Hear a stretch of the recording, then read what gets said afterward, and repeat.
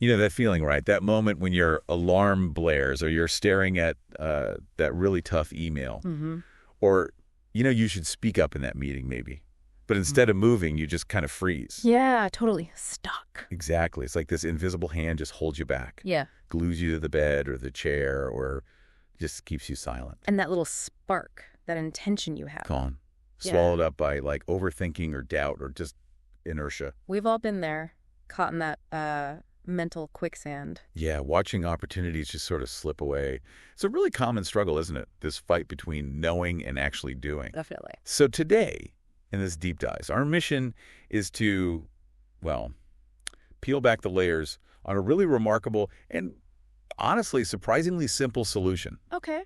One that promises to cut through all that mental noise, and turn hesitation into action, like immediate action. Sounds intriguing. We're digging into the core ideas from Mel Robbins' book, The 5-Second Rule, Action Beyond Hesitation. Ah, yes, that one. What if the secret, the actual key to unlocking your potential, to bridging that gap between thinking and doing, was just 5 seconds away? Unpack this. It's fascinating, isn't it? How something so, simple on the surface can offer such a direct path to overcoming these really ingrained patterns. Procrastination, self-doubt. Even fear. Exactly. The real genius of this rule, I think, based on the source, is how accessible it is. But combined with this, profound psychological kick. It does feel a bit like finding a hidden button in your brain. Yeah, like a master key for change. Right now. Okay, so let's get right to the core of it then. The rule itself, it's incredibly straightforward. Super simple. It's just 5, 4, 3, 2, 1, Yeah. go. That's literally it. You use it the instant you feel that first impulse, that nudge to act on something you probably should do. Before the excuses kick in. Exactly. Before your brain jumps in with all the reasons not to. And the beauty is just how direct it is. You're not spending an hour sucking yourself up. No waiting for motivation to strike. Right. It's just a 5-second sprint. An ignition sequence for getting moving. And if we zoom out a bit, connect this to the bigger picture. Right. That simple countdown. It works because it effectively bypasses your brain's default setting. Which is often overthinking, deliberating, getting stuck. Think of the countdown as like a starter pistol for your mind. Okay. That sequence, 5, 4, 3, 2, 1, it's not just random numbers. It acts as a physiological and psychological trigger. How so? It's designed specifically to interrupt the prefrontal cortex. That's the bit of your brain doing all the planning, the analyzing. And the overthinking that stops you. Precisely. And also justifying not acting. By forcing this non-routine active count backwards, you shift your brain's focus. Away from the thinking part. And towards the motor cortex, the part geared for action. It's literally like rerouting traffic on a busy mental highway. From thinking to doing. Exactly. From contemplation and inaction straight into a state of doing. That's the part that really got me thinking.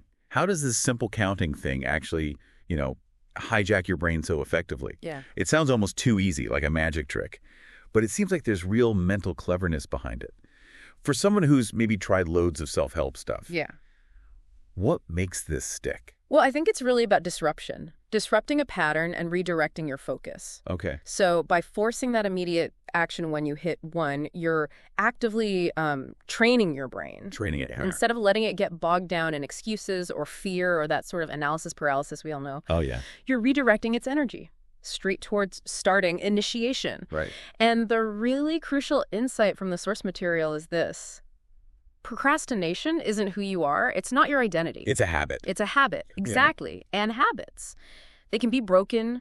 They can be replaced. Okay, that makes sense. Think about the standard habit loop, right? There's a cue like seeing your messy desk. Then there's the routine, maybe procrastinating by, checking your phone. Okay. And then the reward, that temporary relief from feeling overwhelmed by the desk. Right, avoiding the discomfort. Exactly. Procrastination gives you that immediate but really fleeting reward, and that reinforces the habit. Okay. So what the 5-second rule does is introduce a new routine, the countdown, then immediate action. It replaces the old routine. It directly disrupts it. It's like a circuit breaker for that procrastination pathway. Interesting. And by doing that again and again, engaging this new circuit, you weaken those old neural pathways linked to hesitation. And strengthen the new ones. And strengthen the new ones linked to action, decisive action. So, this brings up a key point. If we accept procrastination as just a habit, and habits can be broken. And this rule is a practical tool. It's a concrete strategy, a tangible way to disrupt that specific pattern and build a new, much more empowering habit. The habit of immediate action. It feels like rewiring almost. Yeah, it's like installing a new default setting in your mind. And I think for anyone who's ever been stuck in that awful loop, you put something off, then you feel terrible about it. Mm-hmm. The guilt cycle. Right. And that self-criticism just makes you less likely to act next time. Yeah, it's paralyzing. So this rule, it offers a way out, doesn't it? It's not about beating yourself up. It feels more like a compassionate push. Towards being kind to your future self. Yes. That person who actually gets things done because you took action today, it's like a gentle revolt against self-sabotage. Giving you a real way to break free from regret and actually build some forward momentum. Okay, so understanding the rule, the why behind it, that's one thing. But actually using it consistently, that's where the real change happens, right? Absolutely. It's not just knowing, it's doing. So let's talk practical tips. How do you make this work? Maximize its power. Okay. One thing that stands out is start small. Don't underestimate tiny action. Crucial point. Even the smallest step forward counts, right? Yeah. Sending just one email, writing one sentence, just putting on your running shoes. That builds momentum. Pick something that feels doable, count down, and just go. It's about beating that initial inertia. Not about finishing the whole marathon in 5 seconds. Exactly. Just starting. And it's really interesting how these simple tools can actually build on each other. They create this cascade of efficiency. How do you mean?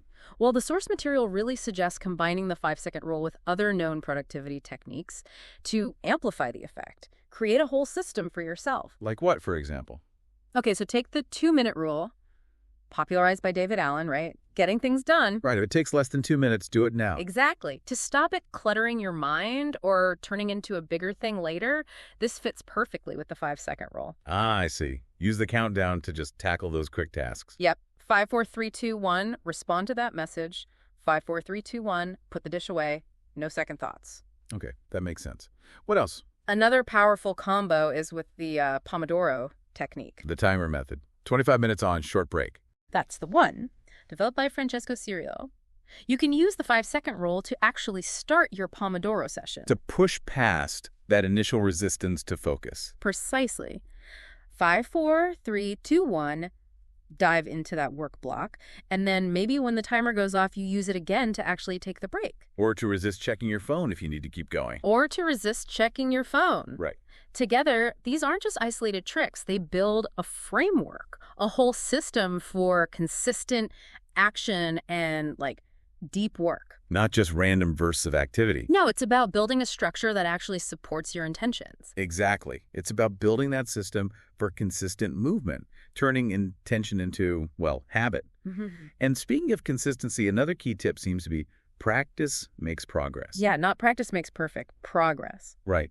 The more you use the rule for getting out of bed, starting that report, whatever it is, more automatic it becomes. It becomes part of your rhythm, almost unconscious. So what does this really mean for someone who wants action to be their default? Especially when facing, bigger stuff. Well, I think the crucial thing is that this isn't about being harsh on yourself. It's not about demanding perfection. Right. It's really meant to be a compassionate but firm push, empowering your future self. Right. The goal is cultivating that action-oriented mindset, and the source suggests a pretty gentle approach. Gentle how? It's okay if you miss one. If you count down and you still don't move, it happens. So don't beat yourself up. No. The key is just to reset. Try again next time. No judgment. Don't let one slip define everything. Okay. Instead, maybe visualize the best version of you, the person who does take initiative, who steps up, who acts on their ideas. And connect the rule to becoming that person. Exactly. Yeah. That visualization, combined with consistently applying the rule without judgment, that's a powerful force for real internal change. So it changes what you do. And ultimately, who you're becoming. So the goal really is for that 5, 4, 3, 2, 1 countdown to stop feeling like an effort. Yeah, to become natural. Like an automatic trigger. Yeah. Making action your default setting, almost without even thinking about it. Imagine the freedom in that. Consistently closing that gap between I should and I did. Yeah.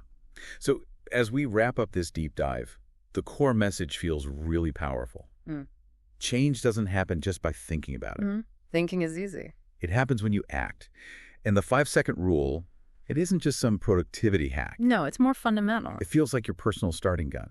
A direct invitation to unlock your own potential, really transform things, one 5-second decision at a time. It's about reclaiming those moments, Yeah. choosing courage over hesitation. Yeah. And if you connect this to the bigger picture, it speaks to a pretty profound truth, I think. The biggest transformations in life, they often start with the simplest step. Taken right now. Taken right now, right when that little spark happens, that intuition. The rule gives people power back. Control over their impulses, sure, but also over their story, their destiny. Wow. It really shows that huge change can come from one small, immediate choice, repeated over time. It's proof that procrastination isn't like a life sentence. It's just a habit. Waiting to be broken. Exactly. So the next time you feel that spark, that idea, or that nudge, or even that familiar feeling of hesitation starting to creep in, just remember the power packed into those 5 seconds. Count 5, 4, 3, 2, 1, and go. Just go. It's simple, it's fast, and you can literally start creating the life you want right now.